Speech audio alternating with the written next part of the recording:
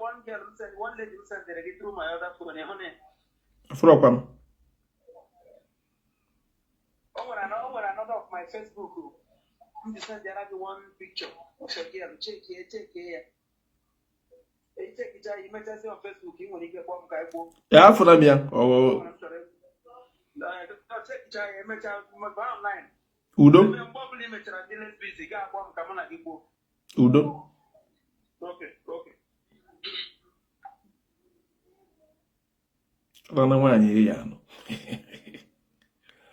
Ndị ba ya kene m unu. Biko na onye na-afụ ozi ya na-atụsa ozi na apịrị ọfụ ka ọ na-ala ibi enu.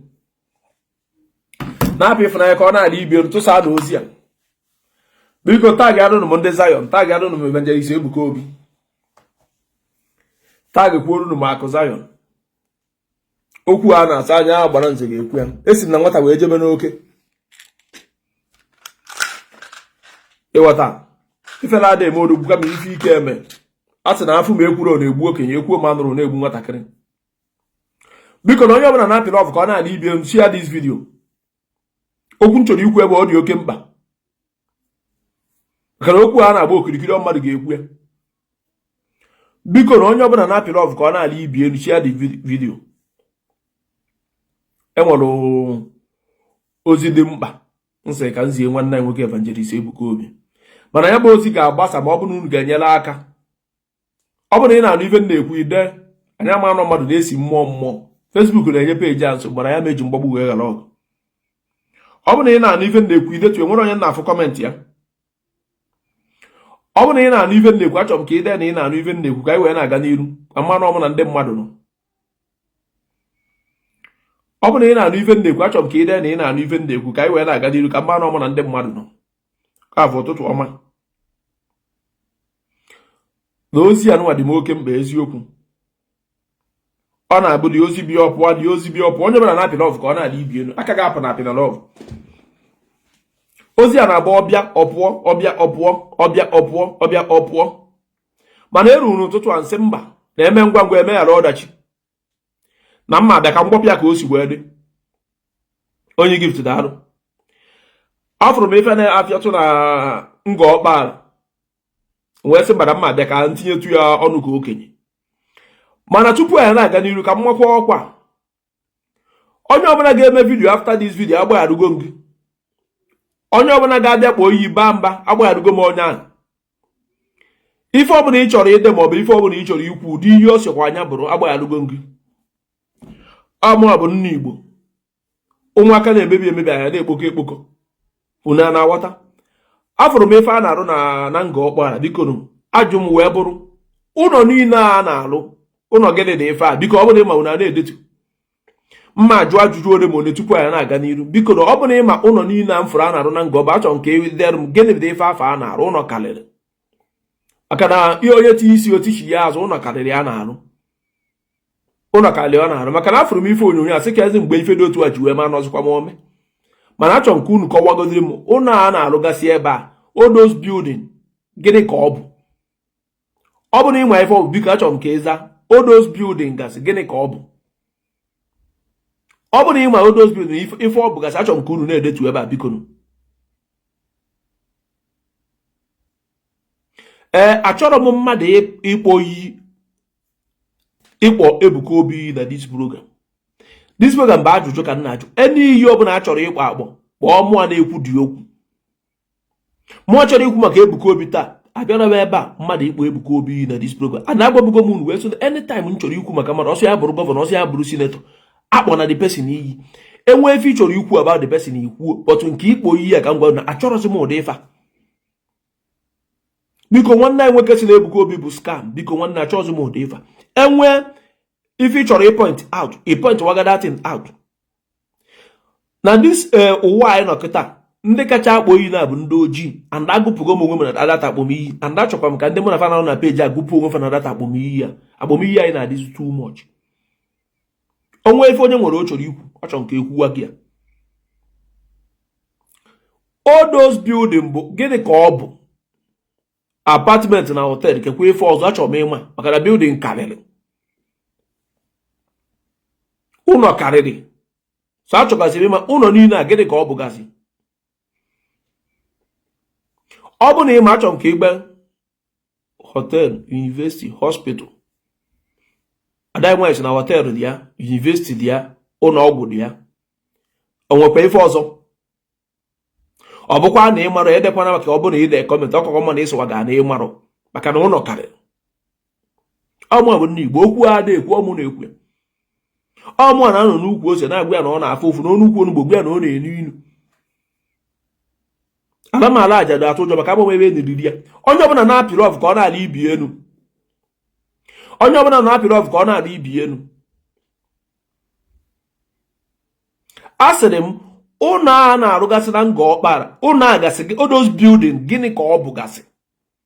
Maka na ọ karịrị akarị ka m na-agbago.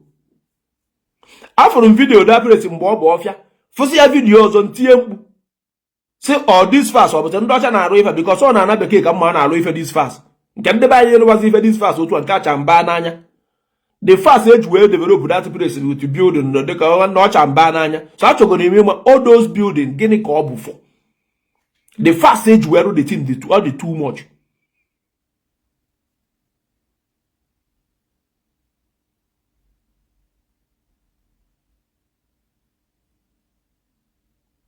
Achọrọ m ịma ifegoda ụlọ afọ alụgasịrị ebe a gịnị ka ụlọ abụ onye ọbụla na-apịrị ọfụ ka ọ na-ala ibi enu chi ya dị program. Unu adapịrị ọfụ ka ọ na-ala ibi enu ya bịa na vidiyo ada aga vidiyo na-esizi esizi ọ na-abụ nkwu okwu ọ na-eteki time before unu arụ ife na-ekwu na ya mmadụ 15 klik go like anyị dị 70 something ya ndị ọzọ n'ebe a na ebe afọ what anyị dị 70 something ọ bụrụ sọsọ mmadụ 15 ka obi ka afafa apịa like na this program. Ndị ọzọ wituru omefa n'aka ka aka fe nwere uru ọba ka 70 something people bụrụ sọsọ 15 people kiriki like kedu sometimes na-ajụ kedu ụdị ndị mmadụ bụ and all these people gara asị ka onwe fichọ ikwu gị kwuo ọsịsọ ọfọ befe na participate in anything ifefa tukwara ịbịa lara ozugbo gwa agba zuzu pụọ. Onye ọbụla n'ebe a biko onye ọbụla na-apịrị ọfụ ka ọ na-adị ibi elu ka Facebook gba na ọ bụrụ egwu ka anyị bịara igwu ebe maka na enweghị gasị m na ọ fọrọ those building ụfọdụ fụchara ya kpaa. Achọrọ m ịma all those building gịnị ka a na-arụ ebe a gịnị ka ọ bụ ka ọ dị too much. Onye ọbụla n'ebe a ka m si na-apịrị ọfụ ka ọ na-arụ ibi elu.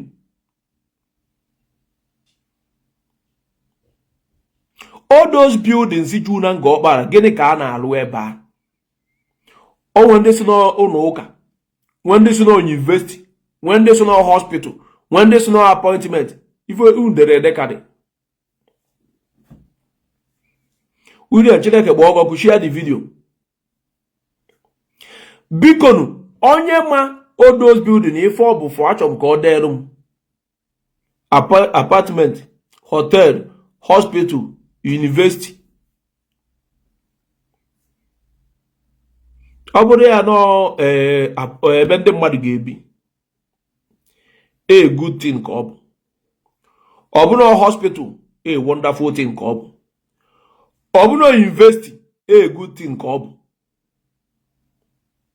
Enwere ife mere m ji ajụ this question nna ajụ tupu m wee kwuo efe m chọrọ ikwu. So ọ bụrụ na ị ma ịkọwarụ m mana taa gara m ndị Zion n'ọfa ya aka wee ma maka afọ na so many people nọ ya ụfọdụ amarọ maka na ị ga-agwa onye isi na mmanụ adịrọ n'ofe mana ịma agwa ya na nnu adịrọ n'ofe a maka ọ nwere ile onye gives na kịta na aka amabelu maka afụrụ m that place few months ago ọ bụ ọfịa mfụkwu ya again ụlọ jụọ ebe niile na-achọ ọ bụ ka this particular place egosiri anyị ka ọ bụ ebe ọzọ. So achọziri m ịma all those building na-adị ebe a gịnị ka ọ bụ maka na anyị jọsụ fụ ụlọ akwụbagacha aka nne ya aka ekpe.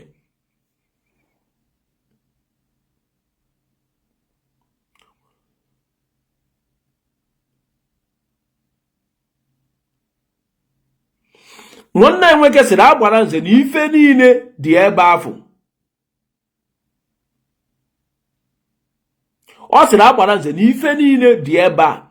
Nwanne m nwoke sị na ife niile dị ebe a biko inwe ike imenshọn got ife dịgasị ebe ịma na asị na ife niile enwere ife ekwuru biko nwee ike point go atọ obogo dị ife ịtọ dị na those building biko nwanne ọ dị m oke mkpa inwe ike imejọ ngojo ife ịtọ dị na those building ọ ga-adị m mma biko nwanne onna m ukwu inwe ike ịgwa m ife ịtọ ebe ọ bụla isi na gwa na onwe gị wee member of Zion emuwe so ọ ka mma ka nụ from ọnụ gị nke ihe ekwu ya aka m wee ghọta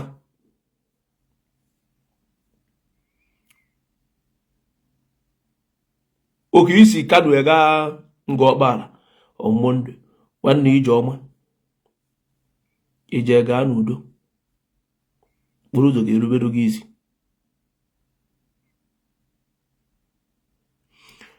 Prince si na ebe ndị ụlọ niile nwere ike ịbụ sọsọ ebe a na-azụ ndị isi ikwopụrụ that those building dị too much ọdọ possible isi m na those building niile bụ ebe a na-azụ ndị isi na-adọrọ mma nwere ike isi na because that thing dị massive ọ dị too much so achọrọ m ịma those buildings for ọ dị too much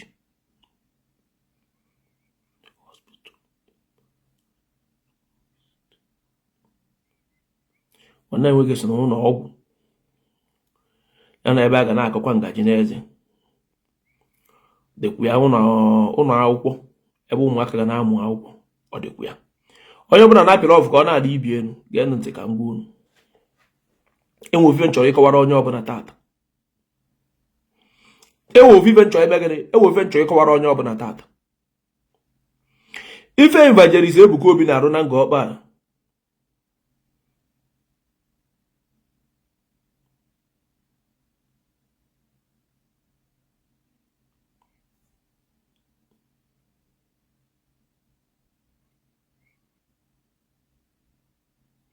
ọsọsọ ife nna m ukwu na-ede ka nna agụ maka na onye sọsọ ya na-akọwara m ife na-eme gị sensị gee ntị ka m kọwara unu ife m fụrụ Ebuka Obi rụrụ na nga ọkpara afụcha m ya bụ vidio and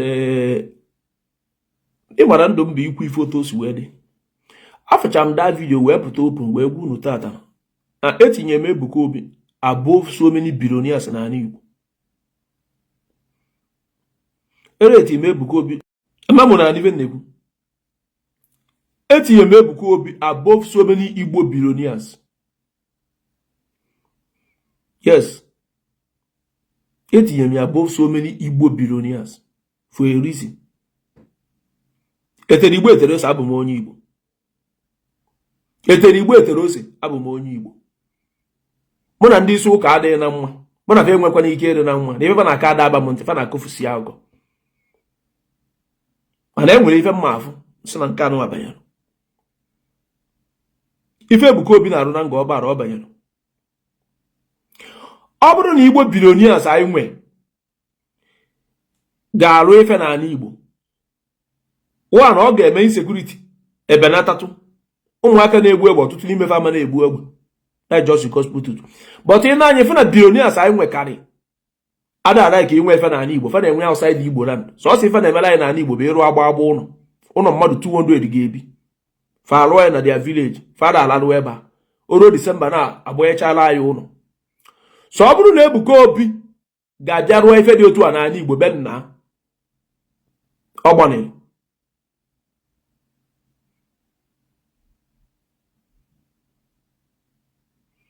it's not only important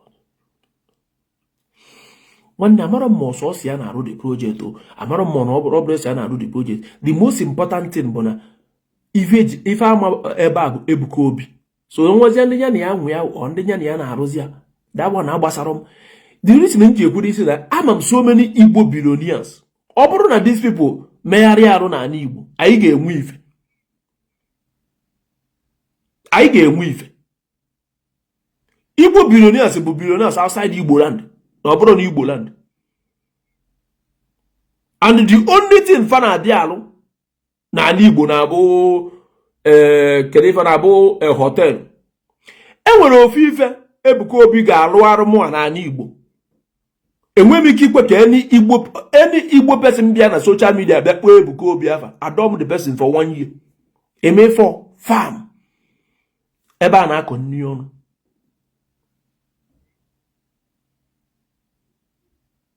ifu fan ebe a na-akọ nni ọnụ a ga na-azụkwa mụ ife na-akọkwa ma nni ọnụ mana nke kacha m mkpa bụ ịkọ nni ọnụ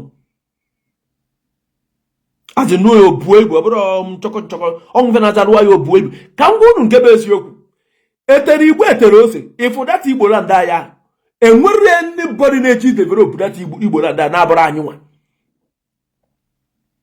and this a na-ekwu ụfọdụ ga-asị gị na ife dị otu ama mme ma ọ bụ na Biafra abịarọ achọghịzi m ịdị na anụ that statement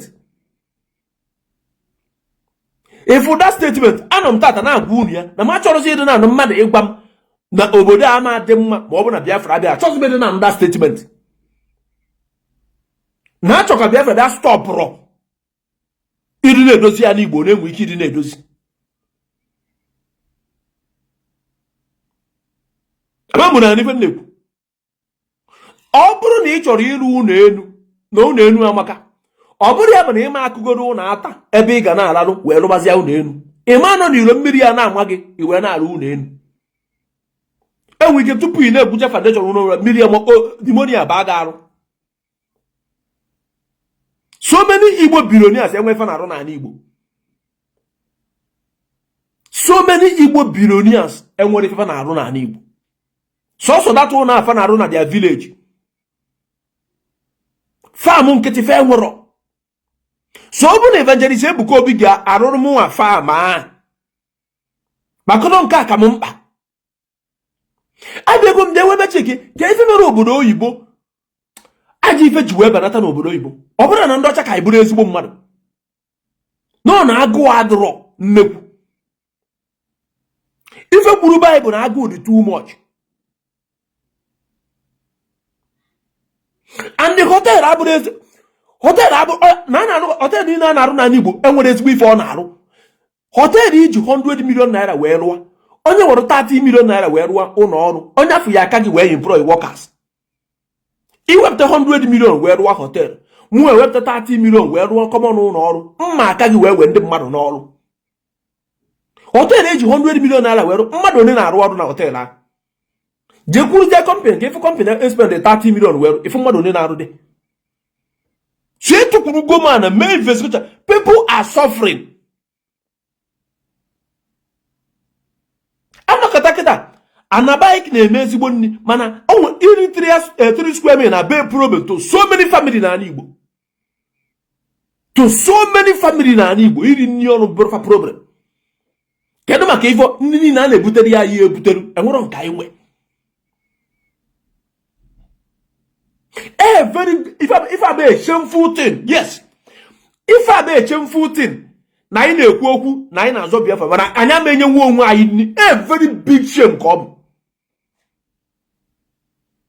First thing first, anyị kwesịrị ịkọnkagodi nni ọnụ kọnka nni ọnụ ọ mgbe ka anyị ga-standzi wee sị na anyị na-ekwu okwu anything but so far anyị aka nkọbe nni ọnụ anyị nidigoro ịkọnka nni ọnụ first thing first. anyị tichakwa mkpụrụ niile anyị na-eti bacha mba niile anyị na-akpa the food we eat is coming from the people. anyị sị na fe egbu anyị egbuo ya ndị mmadụ a na-ewe iwe enyego m unu niile assignment si onye ọbụla jee na village ya na Igbo meenụ vidio ka m fụ ewu Hausa dị na your village ka m fụ ewu Igbo dị na your village ya mbọsị ọ bụrụ onye ka unu na-azụ bụrụ afọ bụrụ nkwọ ka mmarụ nke kanụ ekwugo m ife enwere eji enye vidio send arụ onye ọbụla gba nkịtị mana ụfọdụ ga-anọ na-aba mba na-ewe iwe na-agbara nze na-ekwu mana eziokwu ka ọ bụ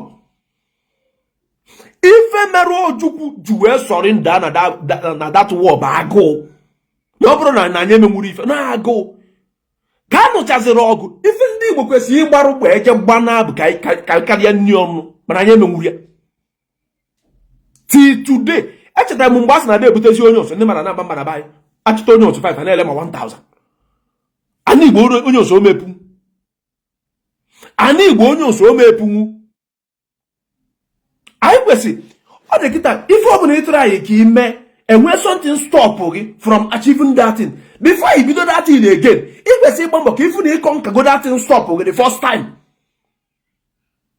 The agụ eme video na 2020 na ayọ biko n'ife gbasara this farm anyị dị 6 wee mee the video mana ofu onye ekwetara n'ife na-ekwu but today that thing be problem to that thing. emechie border kita. Can we survive? Yes, I will go if I get it. But as I will if I went and I buy where ribe oga was so because we don't have enough and we have the money. We have the money. I will put an record in.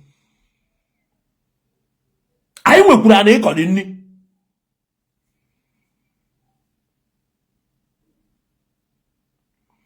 Diamante, I want to say and then kind of na full investment they destroy ya. You would this in one is one of the people by an Igbo. Isn't Nanden kind of na full investment they destroy ya. In one trouble you go against you. Isn't Kitan who boy nako.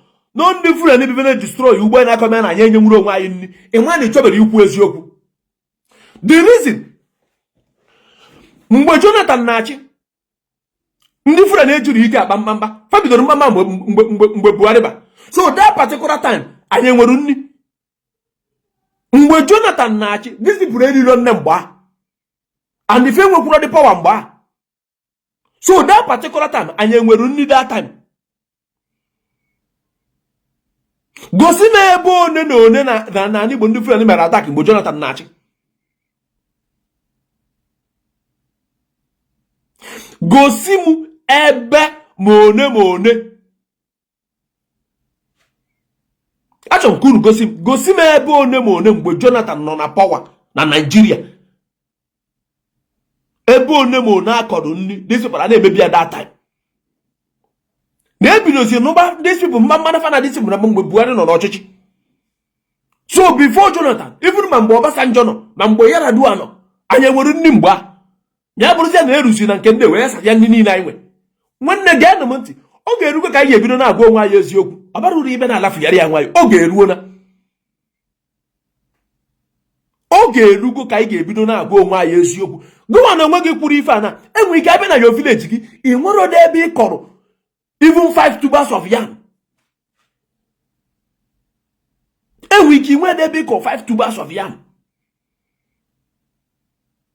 Enwe nwanne anyị nwoke mee vidiyo oge gara aga wee sị na nwe ndị gwucha foundation ịlụ ụlọ ego adọrọzi fa continue ruo na the guy wee jee na nke ya because the guy nwekwara computer business wee jee ebe a wee jee na-akọ ji na odos rooms emechara na-akọ ji na-akọ ma akpụ ebe a si ka at least ka a na-eyuzi godi wee na-akọ rive tiri onwetakwa ego i continue the house.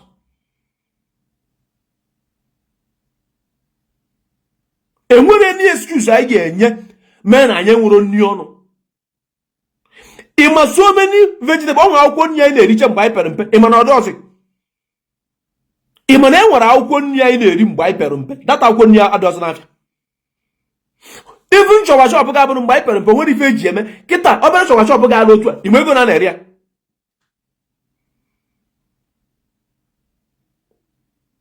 Ị na-ekwu Delta. So ndị Delta a na-enyenwu ndị Igbo niile nri. Each state kwesịrị inwe ịmana ife mere na mara sị ka anyị bịa kpọọ gọọmenti maka na anyị nwere gọọmenti enwe onye isi dị mma na-achị anyị. Enwere ofu mkpụrụ onye kịta mmasị na ka a kpọọ onye agwụ ya okwu maka na nwe nke isi dị mma. Ofu onye kịta aka na-agba n'etu na anyị na-ayọ Chukwu ka anyị maka ka ọ ghara ịgbanwe egwu echi ba na-esi uti. And ịnekwa anya ife fam a na-ekwu na nyanwa ya bụ first gọvanọ ga-eji igwe wụrụ fam pịa ya Abia steeti. One question njụ one man onye ọcha one day si ya gịnị mere na ndị obodo unu adịghị egbu mmadụ na-ezu mori na-eme ajọ ife. Ọ sị maka na gọọmenti make sure na onye ọbụla na-eri nri. Nsị ya kedu otu ọ sị m nakwa mma na ndị na-ada arụ ọrụ na gọọmenti na-enyefe ego. Nsị ya yes. Ọ sị m nakwa mma na ego na-elefe na azụ market ada agara nnekwu ọnụ. Nsị ya yes. Ọ sị na ọnya mere ndị mmadụ ji wee dị kam na ọ bụrụ na ndị ọcha ka anyị nwa wee bụrụ ezigbo mmadụ ndị eziokwu ka ọ bụ. Ime ife ọ bụla na ba anyị ga-efada obodo nri ọ ga-enye ụmụ ya nwa ya nke a na-ebe akwa na agụụ na-agụ omume ya ọgwa m ya dị umara na-enye demand stress. Ọ bụrụ onwe bụ ọjọbọ mmadụ na-agwa demand ka demand jeme demand so na ode tinye aka na aja ife dị ọkụ dị too much dị ọkụ dị too much o jee tinye aka mebe dị ime ife agụụ kọsụ goro anyị. Even okay, our forefathers ji ọba ji eto ọnụ tata ife anyị ji eto ọnụ bụ building alụ na alụ building ka anyị ji eto ọnụ building enwe ife ọzọ onye nke agosigo ọmarịcha ụlọ onye nke egosigo obere nwoche gwagodi bụ ndị Igbo na-echigo fam eto ọnụ but our forefathers bụ ọba ji ka eji eto ọnụ ọba ede akpụ ife niile nya mere that time na aja ife adụrụ akwa ifuru nri iriju afọ ịma aja ife gafịa gị arụ ifuru ị na-eriju afọ ịma aja ife gafịa gị ezigbote arụ ife mere aja ife ji wee dị kọmọn na baịbụl agụụ onye agụụ gụrụ gụọ ọma aja ife sọsọ nri nkịtị ka a na-eriju afọ o nwere na mmenwuzi aja ife everybody adịrọ greedy nke igbu oke moto eru okoro enwere datị na abụrọ their problem ka fadị ju afọ fadị jukwara afọ adị n'oge ife ọbụla fadụta ọ bụrụ one nuke ka fara ama na-eji like that ọ bụrụ one small car ka fagote fara ama na-eji like that enwere na adịrọ greedy but ịfụrụ nke agụụ ọ nwere onye nọ n'ụwa agụụ ga-agụ na ama emenwu something ifuru onye mgbasị ga na hungry man is an angry man ifuru agụụ ka mmetụ ito akwa imefe ga abụrụ agbagoro ọgba mere ife isi na-asa agụụ imefe bụ agụụ and agụụ a na-agụ ndị be anyị up to today maka na anyị nwere farm na be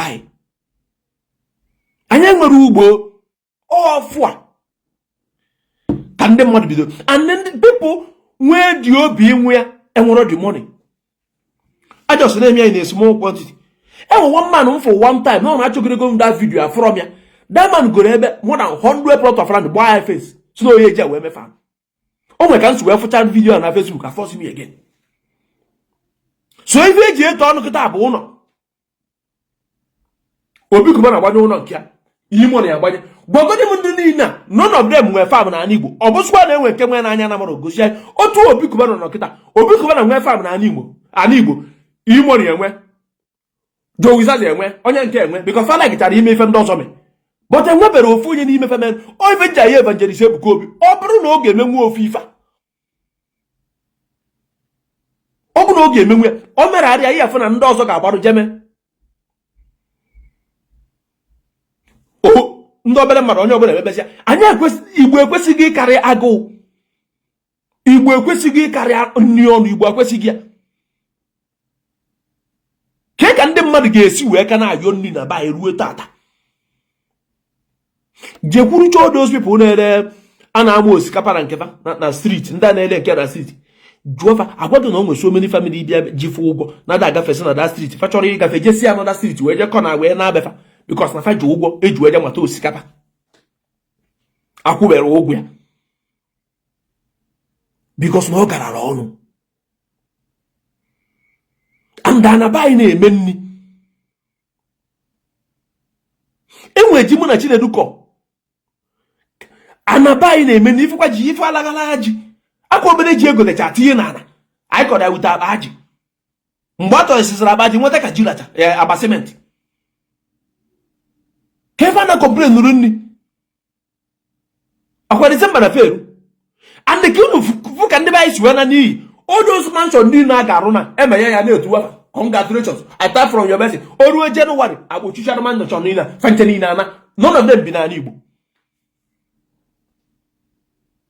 enyecha millions billions na ebe ewere ya wee rụọ farm ori ebenata akwụna ebenata ka m gwa gị ife na-aka ọsụ ya ịma na a na-akọwadị si na unu ada ama enwe ike otu onye nọkịta ịnọ efe dị ka Ọnịcha ma ọ bụ Owerri ma ọ bụ Enugu ma ofu ebe agba mbọ your father nọ na village ọ bụ na your father nọ na village na your mother na-akọta nwu n'ife na-eri fama na-akpọ gị na fon enyekasị gị nsogbu so ọ bụrụgodị na ị na-arụ ọrụ na city na-enweta ife dị ka ebe 50,000 ị na-emu ntụ iji ọsọ na-ama na-eje na ọrụkwara onwe gị mana mgbe your father kpọrọ gị na fon na-agụ egbukwa ya na onwekwa ka o si wee dịrị ya inye ya your mother agbọọ gị enye ya nwanne ọ dị isi unu asịza mas ọsụ na ọdịrị izi ka m si ekwe unu edesina dis rubbish unu na-ede ihe gị na-adịrị izi ọdịrị izi mana mmadụ onye Igbo ga-arụnwu ụlọ 300 million n'ala Igbo na ịrụ farm 50 million esi m na ọdịrị izi keke m na ọdịrị izi ị na-afụkwa ụlọ ndị Igbo na-egosi na Disemba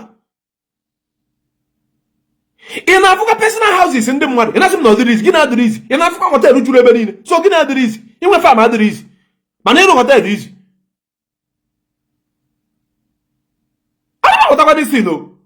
gị na-adịrị izi ịyafe young Igbo man unu ya na village worth 300 million 400 million dị na-ekwu okwu farm esi m na ọdịrị izi but mmadụ ijerụ ụlọ 400 million ọda alarụ esi m na dawa na adịrị izi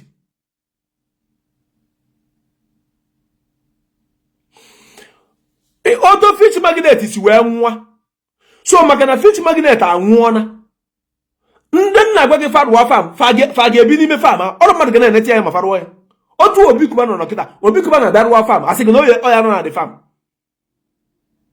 asị gị na obi kuba na-arụwa fam na obi kuba na ga-anọ na dị fam ebere nwere asị na ọdịrị izi otu a ka nsi wee kwuo wee sị ọ bụ na ibi n'Europe ma Amerịka n'inwe n'European passport na ọ bụrụ onwe nwa ịmụtara anywhere in the world ọ bụgo na gị na mmịa adọrọzi na mma gị find ya n'oke eji eda person ka inye onye afọ passport na ihe emenwe na mara sị ọbụla jọrọ dị okwu izi otu afọ. After the program m continue ya echeta m more than 20 people nọ Europe kpọrọ m na phone na fe ejego je reconnect ya with all those people nwa fa nwụchara mgba and na fe enyego ụmụaka passport nke bụ one man mmakwa na Germany ebe a mere something. Emara sị na ọ dịrị izi nwere nke na-adịrị unu isi mana ị ga-afụ esi ngụrụ Igbo man ọ bịa na village ya rụọ ụlọ wọtụ 200 million de na-ekwuzi onye afọ ịrụ fam 10 million asị gị na ọ dịrị izi ọ dị izi ịrụ ụlọ ọnọdụ ararụ odozu manchon si dị n'ala Igbo bido tata jebe ka ịgwa ma onwe nke mmadụ nọ na ya kịta mana gị na-ekwu okwu ụlọ niile egosiri anyị na Disemba gaba na those houses ka ịgwa mana kịta mana gị na-ekwu okwu na ndị lụrụ ụlọ abi n'ụlọ ha ụnụ a na-ewesi boys a na-egbugharị egbe. Some of the boys bu egbe fụọ ọrụ fa ga na-arụ gara enyechara fa obere ego ọ bụrụ onye mere ka ike igbe egbe dị enwe ndị ndụ na-atọ ụtọ ka fadịgodo ndụ na-egbu ose ife achọbara ịnwụ mana agụ onye agụzie ya nke nguri ọgbụrụ ekwe n'aka so nwere nmasị m na ọdịrị izi gị na-adịrị izi enwetụ m obere fam ebe nna akọnye ibe ọ bụrụ na m ga-enwenwu nke obere ndị dị ka ndị isi ogbogbo niile si m na ọdịrị ọrụ fa nwe isi mana ọ dịrị fiz ịbata na vileji ife ndị Igbo na-emezi kịta ogbo ụzọ ofu bilding ka a na-arụ na kọmpand kiri odozi ụlọ niile a na-egosi anyị na Disemba ị ga-afụ one big compound arụ ebe dị ka ebe 3-4 buildings n'ime ya obodo ofu onye nwe ya ọ ga-alalụ na fa nche niile ekwu okwu fam na asụ na ọdịrị izi mana ọnụ nwere eti mgbe insekuriti ga-akwụsị ọ bụ na ife eche njụrụ insekuriti ama nkwụsị ọ sịkwa na kpọta sekuriti niile dị n'ụwa kpọta ndị amị niile dị n'ụwa kpọta ndị polisi niile dị n'ụwa ka nye odozugbo esikuruo dan aga ụgwọ fa ma mụtakwa ọzọ ajụrụ m ndị ọcha kedu ife m ebe unu ji wee dị kwayet Germany dị kwayet Switzerland dị kwayet Denmark agwa m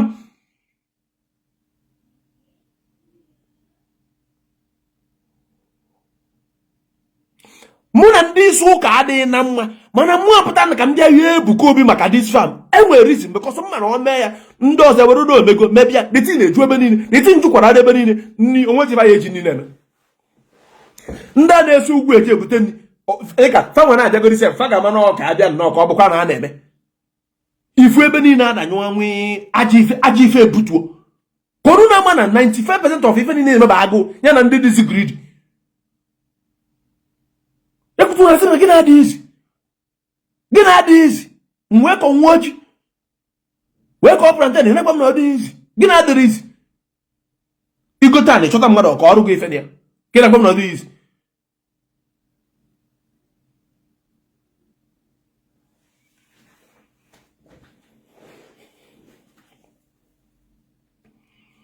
John ị na-akọ ka onye ara ịgbata na program ige ntị asị ka you make this move ị ga-eji fam agbara nze ga-eme compare fam Ebuka Obi ga-eme anagbaghị na agbara nze nwere small one anagbaghị ndị ga-eme fam bụ fam unasịrị na ndị ochie na-awụpụrụ ụfọdụ n'ime anyị brain so mgbe niile m na-etiti ntị n'ife niile you have not been listening to me onwe ka m na-esi wee nwee fam kịta Jowiza eje nwee fam maka na agbara nze nwee fam Obi kuma na-eje rụwa fam maka na nwee fam mana ife dị ka Evangelist Ebuka Obi akarịghị egwu o menwuru ife in a massive way akunutila wata something self ọtaka ntibere mgbu ife ọtaka ntibere mgbu ije n'ọsọsọ ndị polisi na ndị ka eji akụ insecurity anyị nidigoro ịkarị nri ọnụ ifu na some people na-eme aja ife ga-ebutunata ifuru onye nke ọsị gị you are talking rubbish sọsọ ụdị ife ka ndị ojii pasịta So different. When it was so Igbo ye call no nothing else. Nobody can idea. Get no money. If Rotwa evangelist Ebuka Obi suwa to wrong go about otu all the kita. O wiki to kwasi muzia farm. E wiki to kwa muskulia nneku farm. John Daru.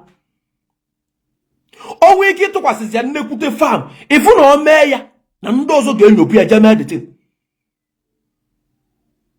So many boys who na ebu ya egbe family problem. Onye nke akpọ ya nna amakwa m agụ egbukwa na ya ebe a biko onwe onye nke akpọ ya onye nke akpọ mana ife dị cheap ise ndigodiri mmadụ 10,000 ogote nwa onu nni ọnụ tata 10,000 enwezi ife na-egote n'afịa 20,000 enwezi ife na-egote nwu n'afịa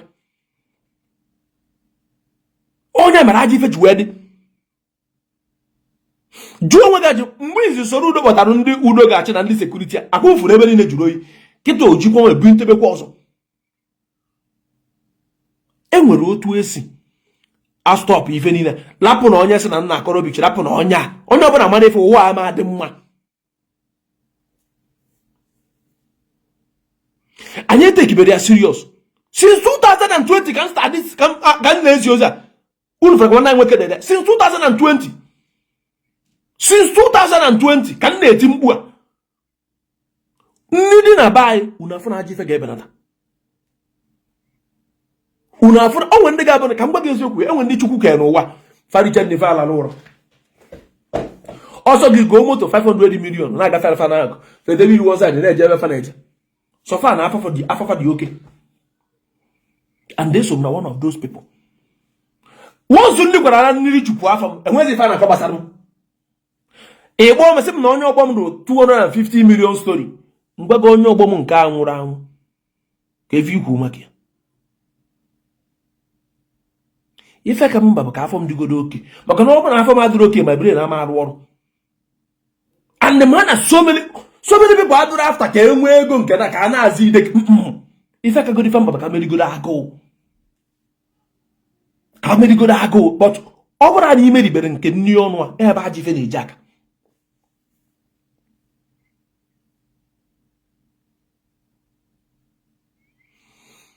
ebutue ego na na-ele nni aja ife ebenata oge ka njụọ ga ajụjụ n'Europe na bai kede ebe full soft na wee dị mma agụcha ka m na gị argument ịnọ na Germany soro m na argument n'Europe na bai kede ebe full soft na wee dị cheap ọ nọ n'Europe gị mere eji eme ka ọ dị cheap ka onye ọbụla wee gote nwuo ya na bai na n'Europe kede ebe full soft na wee dị cheap asịkwa m ndị bai ebu bịa bịa a na-ekwu nke ndị ọcha na onwe fa na-eji aka fa eme nke gọọmenti na-eme ma nke ndị supermarket ego ne ka na-ele ego ne ka na-ele ga nọta ya n'Europe ego ne ka na-ele ga nọta ya na bai ego ne ka na-ele spaghetti ebe ego ne ka na-ele spaghetti na bai ego ne ka na-eri indomie na supermarket na Europe ego ne ka na-eri indomie na bai ọnọkara wee dị cheap ya ndị mmadụ ọ na-esizi ebe a gote ga nọta ya na-ebuna na bai ndị ọcha onwe granọt so gịnị argument ị chọrọ ime December na feru biafra ụdụ ụlọ ndị mmadụ ga-agba n'ọkụ na December biafra ụdụ ụlọ a ga-agba n'ọkụ ekwu okwu fa ma sekọnd ọdụrọ onye ka asị m na ndị Fulani na-achụfụsị ndị mmadụ n'ugbo mgbe Jonathan na-achị anya na-anụ ndị Fulani mgbe anya na nwere ugbo mgbe Obasanjo na-achị anya na-anụ ndị Fulani mgbe anya nwere ugbo mgbe ọkụ ịgbaza ka ndị apụta tupu bifo ndị apụta gịnị ka anyị mere mgbe the area dị better and ife ifere ka ọ bụ na a gwara anyị na mgbe a nụrụ ọgụ nọ maka agụụ ka anyị ji wee kwụsị ọgụ till today anyị amenye nkwa onwe anyị nri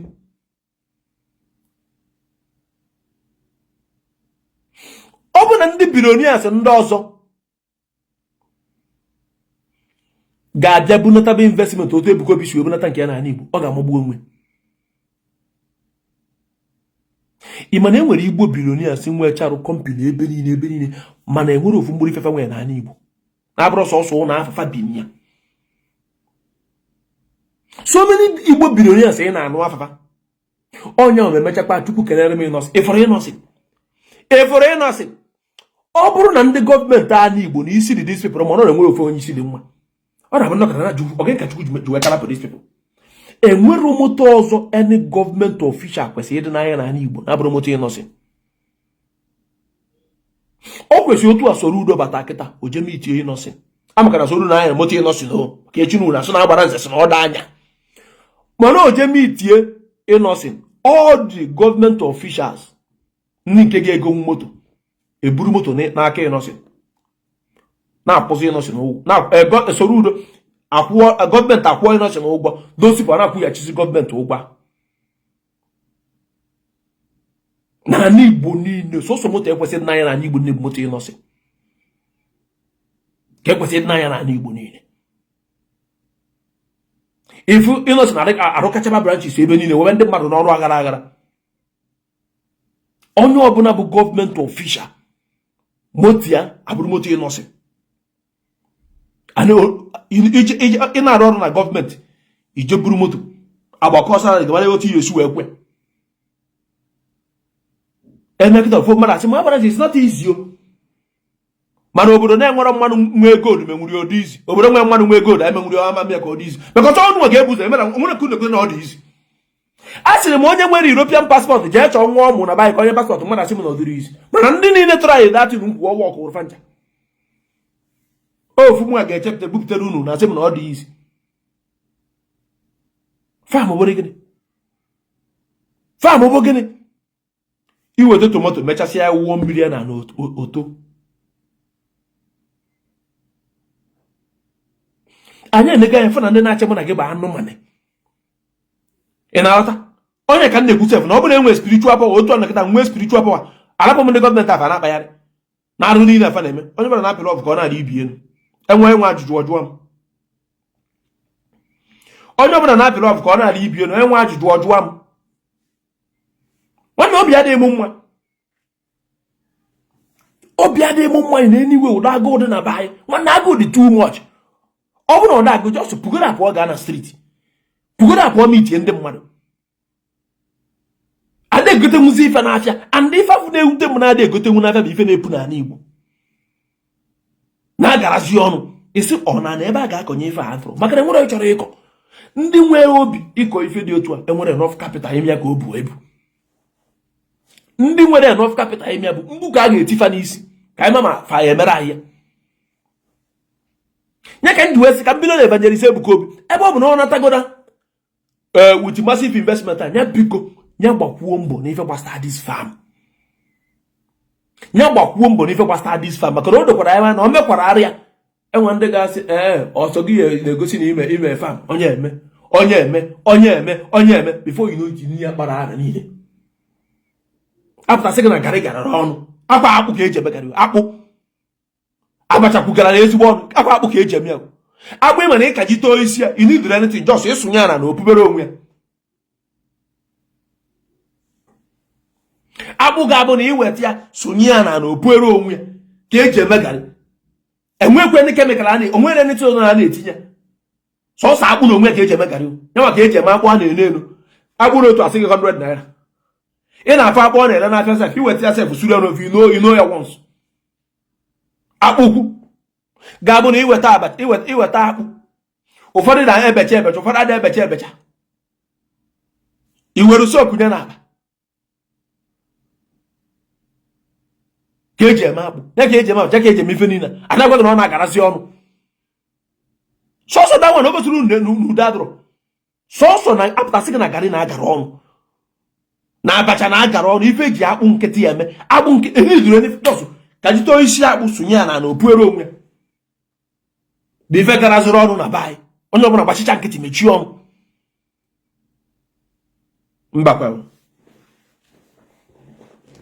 mba ọbụrụ onye ọbụla na-apịrị ọbụ ka ọ na-adị ibi na nwere ajụjụ nwanne ọ na-ewute m otu Ebuka Obi ebute gị ya n'ala Igbo because for now the massive investment Ebuka Obi na-eme na nga ọkpara ọ dị too much ya nwere ukwu aka abanye fam ya ba fam one way ọ bụrụ ife a na-egburu oge ya ba fam one way ọ na-echefu ya nwe gọvanọs chefu ndị ara anya nwe gọvanọs ndị isi ọrụ isi bụrụ mma anya nwe gọvanọs nwere anya nwe gọvanọs na because ọ bụ na anyị nwere gọvanọ steeti ọbụla kwesịrị inwe farm. Ibi Imo steeti efu farm fa, ibi Enugu, ibi Aba, efu ebe niile. Obasanjo jen na village ịma na problem anyị na-enwe anyị na-ekwu iri gaa na village Obasanjo kunu nwe ego na na-ere ụmụ ife a na-eri n'ọnụ ijechazi ya mụ na ga-ewe enwe argument mgbe ọ na-arụ ọta farm eche na Nigeria nwe ọrụcha ya onwe akwa nke ka ọ bụ gaa na village Obasanjo ka ị mara ndị mmadụ ji nri agbabọ anụ ọka enwe ife eji na village Obasanjo go and investigate. Jee na village Obasanjo gong ebe a o nwere ife ka ife na-enwe ife ndị mmadụ ji anụ ọka eme ebe a mana tata na baị anụ ọkụkọ na-adọ ndị mmadụ adọ anụ ọkụkọ na dịka anụ ọkụkọ na-adọ ndị mmadụ adọ tata onye afọ anụ ọkụkọ dịka onwe special something na afọ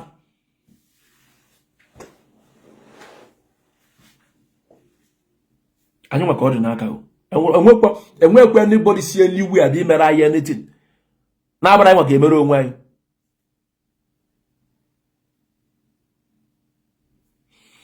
Nwanne adọrọ m chime of Igboland because na ama m na enwere ndị na-emenwu ife nọ na fe nwere enough capital to do it.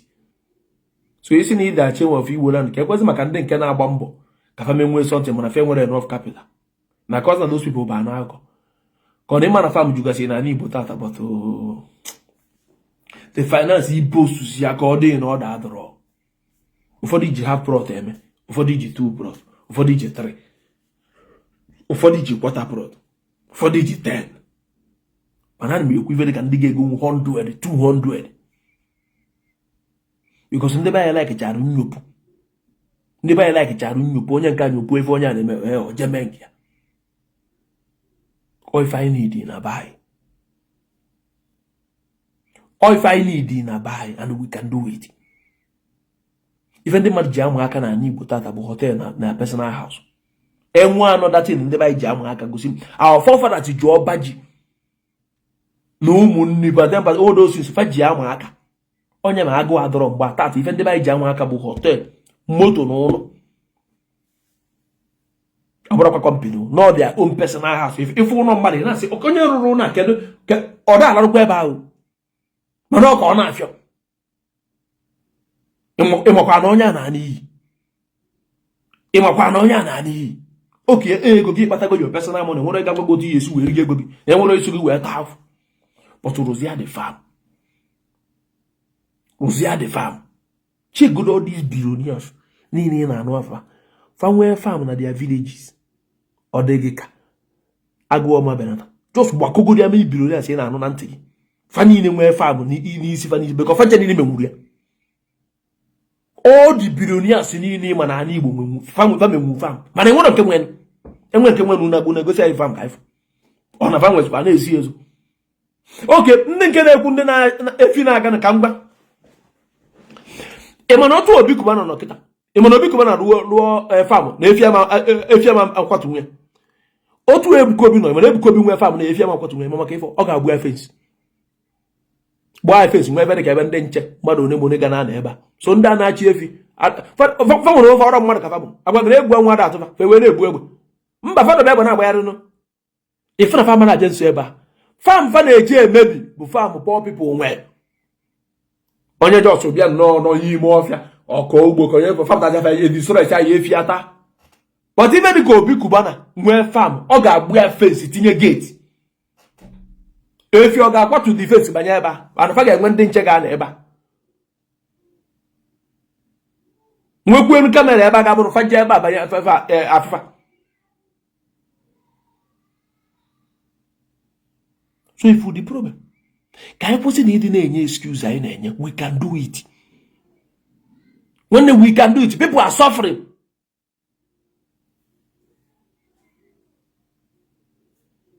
thank you na so many people chọrọ ime nwere capital ndị nke nwere capital achọrọ ịma otu Obi Kuba nọ na nkịta ihe na-asị m na onye dị na ọ na-achọ ihe ga-enye capital ka o wee je nwee farm o nwere ego inwe farm even Kuba chief isi kogburu onwe ya asị m na ego kịta bụ nsogbu enwe farm ụfọdụ n'ime fe echebere ife dị otu na onwe ka si wee chee na mmadụ akpata fa kọwaa fa enwe mmanụ nọ US nweta farm this man na-arụ n'ala Igbo ọrụcha ya mma agba iru ya n'ọkụ ọ mbasị mmecha vidio ka ọ gbọm na fon wee sị m agbara nzi n'ime na ochenu bere tin na ọ na-abụ mgbe ọbụla ogo akpa osikapa na-eke ndị vileji ya mana na ọ gechara ozi m wee sị na ọgwụkwa fan na vileji ya ife niile a na-akọpụtasị na vileji ọ bụrụ ife ọ na-eke ndị obodo fa na ọ ga-atọgbu ya atọgbu mgbe o gotara ya na ọ sendere m ya mgbe ọ na-agba fensị ọ sendere m ya the man ụcha dị fan mechaa ife niile sendere m aga m eposuru unu the man no US bilonia ka ọ bụ ọ vidiyo m ọ fụrụ ka o ji wee rụba fam taa n'ala Igbo so nke a na-eti nwanne anyị nwoke Ebuka ogburu isi na amaghị m ime vidiyo for 6 months o tụrụ Ebuka Obi arụwa fam n'ala Igbo na m kwụsịrị ikwu okwu maka Ebuka Obi na fam a bụ na ọrụwa fam n'ala Igbo maka otibe mgbu bunata na ife n'ala Igbo bunata na ife n'ala Igbo enwere onye ga-emela anyị ya oge erugo ka anyị ga na-agwa onwe anyị eziokwu nobody is going to do it for us anyị nwa ga-emeri onwe anyị need fam n'ala Igbo enwe ndị nwe obi ịrụda fam mana fe nwere dị ego ọ ife onye ọjọjọ ọsọ na-ama na-eji nwa small plot n'aka obere ife but the people ga-emenwe comfortable ụfọdụ n'ime fe echebere ya eche ụdị ife agbatabefa n'uche ụfọdụ ịgbafa they can do it but fa need ịnụ dị ozi tupu fe mee so ife juere maka afọ na dị ozi gbasa ifu na odozie gị na-esendere mpa gị na mma gị na isendere fe na ọ ga na-ezuziri fa but kịta ife garachara ọrụ nsị gị na onwe esendere m akpụ ogote nchọrọ iri nri si nọ na nchọrọ iri nweta agba ntọnyecha waterproof ntinye otu anọ mbụ igote agbụ ị ga na-ebere were mana tata agbụ a na-elezi n'afịa jos ịtọnyecha dị waterproof isiri otu atụgbunye agbụ bụ sọsọ ukwu osisi akpụ ka a na-akọ ya n'ala akpụ wee pụta ọtọrọchi afta gbe na garị na-agara azụkwa ọnụ kịta ahụ ụfọdụ asị gị na nke a na-etinye dịzi yero wan na agara ọnụ ọ bụrụ mmanụ ka eji eme ọrụ mmanụ ka a na-etinye mere o ji agara ọnụ ị mara onwe ife anyị ga na-ekwu ya ifere kwesịrị ịdị na-eme anyị ịdị na-ekwu ife dị otu ifere kwesịrị ịdị na-eme anyị ịdị na-ekwu ife dị otu a kedụ maka ịfọ anyị achọrọ itinye anya ebe a enwe ofufe mmụta n'aka ndị ọcha ifere ife ọbụla ndị ọcha na-etinye isi achọziri ịdị na-esofe etinye isi ebe a bikos na fa aka gọmana gị wee gafa o nwere afụcha fam n'obodo oyibo wee sị mba na mma agba mbọ ka m nwee fam na bai yes this year azụ m ọkụ niile anwụọ more almost 1,000 pieces of bed mmiri zoo french niile nwụọ but I will not give up a na-enwe up and down the thing bugori maka ama millions ntị ile ebe a ọ mụ na Chinedu jen chaachị Chinedu Frank so unu abịa n'abịa chọba onye dịka onye ọmụ na ya mere ọrụ n'Igbo Chinedu Frank jụọ ya chifo 200 anwụọ chi ọzọ ọka azụ for 5 months dịsa ọka a na-agbọ kọgụ na-ebu aja ibu ga-abụ na otu anụnwa nkwu ya dị otu a chenụ ka m bịa ka nzakọ chenụ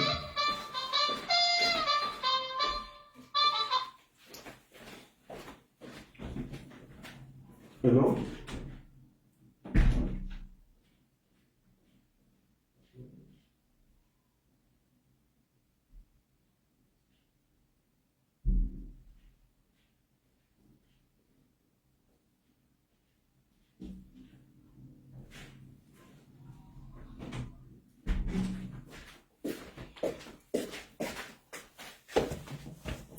so ndị be anyị oge o si wee dị n'o anyị nwa ka ọ dị alụ ama m ego na spendị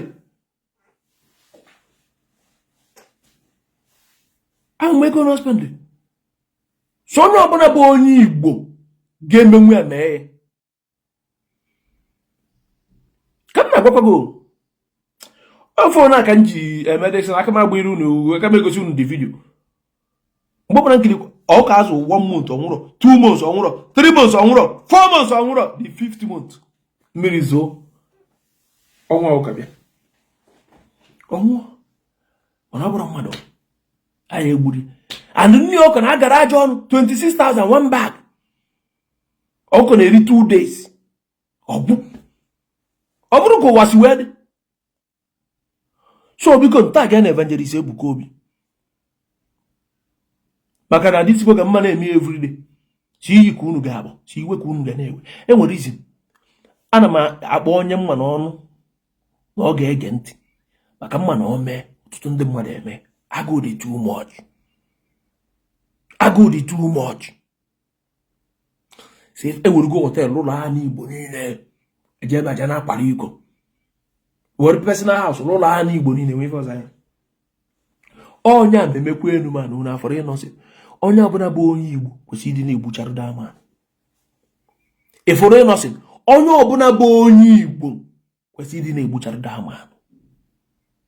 Ọ bụ n'ife niile na-eme na ọrapụ kọmpanị a na Igbo. Unu nwere dama bụrụ kọmpanị abụ na ugwu Hausa na ọ ga na-enweta times 20 ife ọ na-enweta kịta.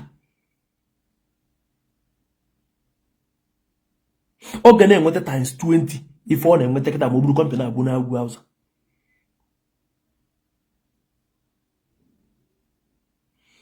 Onye ọbụla bataba na Igbo. Ma ife dịkwa ka ọkwa mmiri ụmụaka na-ebugharị egbe na Igbo akwụ unu ka a na-aya. Ka m bịakwa na nke unu akwụ unu ka a na-aya. Unu buru egbe lapụ Mazi Nnamdi Kanu lapụ Mazi Nnamdi Kanu. Onye ji Mazi Nnamdi Kanu nọ na Igbo. Ndị ji Mazi Nnamdi Kanu bụ na abụla ka eji Mazi Nnamdi Kanu. Unu eburu egbe na Igbo na-achụgharị ndị mmadụ. Unu eburu egbe na Igbo na-achụgharị ndị mmadụ. Mana asị on a normal day ka onye ọbụla buo egbe ka agbaba egbe. Egbe ama erokwu unu. Asị no on a normal day men bịa buru egbe ka agba egbe. Nwanne egbe ama eru unu. Ekebe egbe ome eru unu. O dere ewu n'anya na ọkụkọ na Mazi Nnamdi Kanu bụ na Abuja ka eji ya. Ejiri ya n'ala Igbo. Onye buzi egbe apụtasị na ọ na-azọ biafra n'ala Igbo. My question to that person bụ egbe ibu n'aka kere onye iche iji ya wee gba. Onye ji Mazi Nnamdi Kanu ka ị chọrọ ịgba. Ndị ji Mazi Nnamdi Kanu bụ na Abuja ka fa nọ. So kere onye ị ga-agbado isi egbe n'aka. Achọ m kwuntukwuru a na chee destinu. Onye bu egbe n'aka n'ala Igbo so na ọ chọrọ ka biafra bịa. My question kere onye ọ ga-agbado egbe. Na ọ chọrọ ka arapụ Mazi Nnamdi Kanu kere onye ọ ga-agbado egbe. Onye ji Mazi Nnamdi Kanu n'ala Igbo. Mba chọ nkunu zama ajụjụ a. Onye ji egbe n'aka ọ nọ n'ala Igbo. Onye ji egbe n'aka ọ nọ n'ala Igbo. Ndị ji Mazi Nnamdi Kanu ọ nọ n'ala Igbo.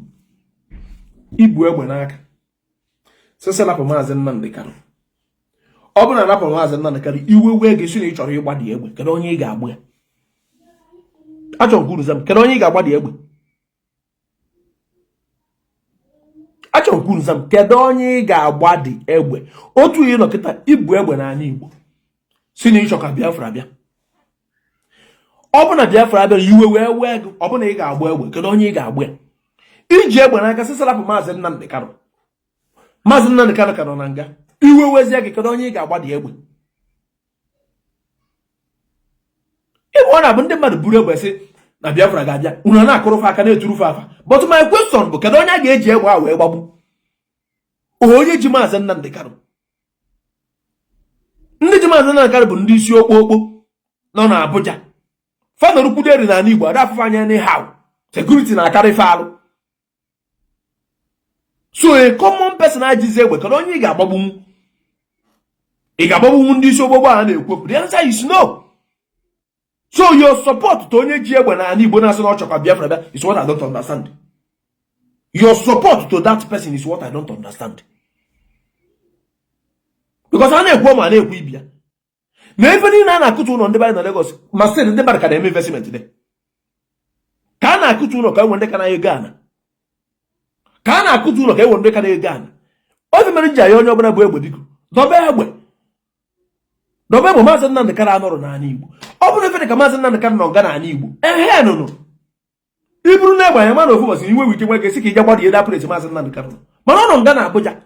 Na ebe kwesịrị na-emere anyị vidiyo na-egosi anyị nwa ihe bụ na Abuja. Mazi Nnamdi Kanu nọ na Abuja.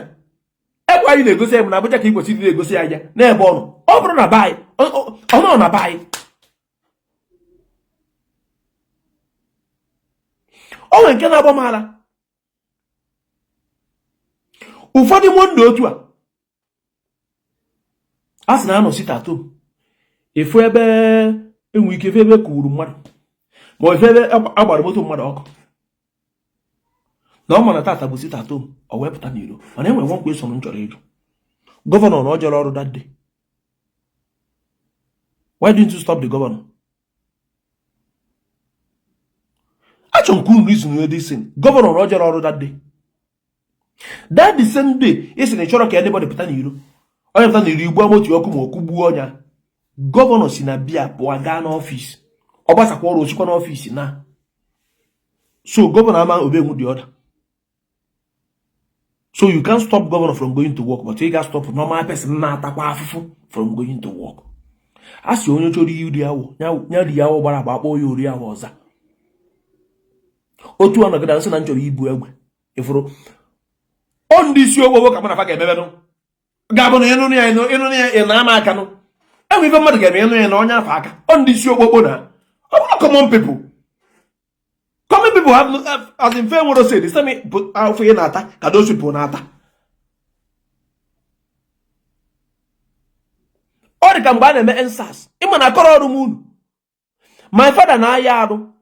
A na-eme chemotherapy. A na-eme every 3 weeks. If you get 750,000 every 3 weeks. 750,000 every 3 weeks. Eburu my father na-eje ka eje mgbe a na-eme ensas. Ụzọ niile chi. Ayogide these boys na-eme ensas biko. Eburu my father gafe fast mba. Sina chibazo. Enwe dị fa na-akọ na ada aga ụzọ aga. Yuenu ya na mgbe a na-eme ensas. Boys gbochie ụzọ niile. And they chete m na Mazi Nnamdi Kanu na-eti mkpu na-asị si lapụ ụzọ for emergency. Ndị chọrọ ịjụ ụlọ ọgwụ, ndị chọrọ ime nke dị otu a ka e nwee space ebe fa ga-esi wee gafere. These people kwọrọ ka my father gafere. Ayo biko na. Eburu my father buchi ya kpọọ doctor. Ife doctor kwuru na ife agafe dị particular day eji eme ya na ọ ga-adị more weak. But there is nothing anybody can do. After some days ụzọ merezi, eburukwu ya wee je. Doctor says ya na nke da 750 a na-eme ya adoze strong enough, no nke 1 million. Ife a ga-eme because o lose go some days. Otu n'ife gbu my father faster. Otu n'ife gbu my father faster. Na ị ga-afụ mmadụ sị gị na a na-emezi tattoo. Even nwaanyị dị ime, even onye arụ adọrọ na onye ekwesịrị ịgafe in which way. Mana gọvanọ nọ n'ọfịs. Ife na-ewute mgbe na gọvanọ nọ n'ọfịs. Ife na-ewute mgbe na ị gaa n'ọfịs ịfụ gọvanọ ebe otukwara n'ọfịs ya. Ịjụọ ma gọvanọ misiri n'ọfịs ya. Akwa n'ụzọ ka ọ gba wee ruo ọfịs. Onye ọbụla chọrọ ịkpa ike ga-ebido na ndị isi okwu. Anyị wee ma na ife na-ekwu bụ eziokwu. Ọ bụrụ common people. Ọ na-abụ Mazi Nnamdi Kanu chọrọ ịkpọ afọ ọ na-agbaba afa ndị isi okwu ndị o doro ganya na ndị a na-eme mana gị ji ebe akpa. Ọ bụrụ common people. Tati feze ndị mmadụ ebugharị egbe. Fara sị gị biafra or not. N'ala Igbo. This egbe ibu ịchọrọ iji defend. Achọ ka igbe kedu ife iji egbe defend.